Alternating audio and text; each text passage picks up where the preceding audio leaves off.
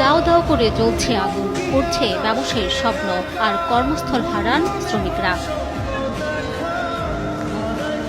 বৃহস্পতিবার দুপুর 2টার দিকে চট্টগ্রাম ইপিজেডের 4 নম্বর রোডের আদম ক্যাপস নামে তোয়ালে তৈরির কারখানার 8 তলা ভবনের 5 তলায় আগুনের সূত্রপাত হয়। মুহূর্তেই তা ছড়িয়ে পড়ে 6ষ্ঠ তলায়। খবর পেয়ে নিয়ন্ত্রণে কাজ শুরু করে ফায়ার সার্ভিসের 4টি ইউনিট। এরপর একে একে যোগ দেয় ফায়ার সার্ভিসের আরও 12টি ইউনিট। আগুন নিয়ন্ত্রণে প্রাণপণ চেষ্টা চালায় দমকল কর্মীরা। তাদের সঙ্গে যোগ দেন বিমান ও নৌবাহিনীর ফায়ার সার্ভিস ইউনিটও।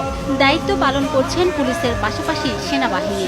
আতঙ্ক ছড়িয়ে পড়ে আশপাশের পোশাক কারখানাগুলোতে। কয়েকজন সিঁড়ি দিয়ে নামছিল, তারপরে আস্তে আস্তে ধীরে ধীরে সবাই নামতেছে। যখন বেশি আগুন লাগছিল তখন কেমিক্যালটা বেশি, যে এসিগুলা ফুটতে আছে গ্যাসের যেগুলা, আর এগুলা নিরাপত্তা কম। ফায়ার সার্ভিস, নৌবাহিনী, তারপর আপনার বাংলাদেশ পুলিশ থেকে অনেকে লোক আছে নিয়ন্ত্রণের চেষ্টা করতে, এখনো কিন্তু নিয়ন্ত্রণের বাইরে। 6 তলা 7 তলা এটা কভার করবে। এখানে চতুর্দিকে ইলেকট্রিক লাইন রয়েছে, অবস্টাকল রয়েছে, ভিতরে যাওয়ার কোনো স্পেস নেই। তার কারণে আমরা বড় গাড়ি দিয়ে, আমাদের স্নুকেল টিটিএল দিয়ে আমরা বাইরের থেকে কন্ট্রোল করতে।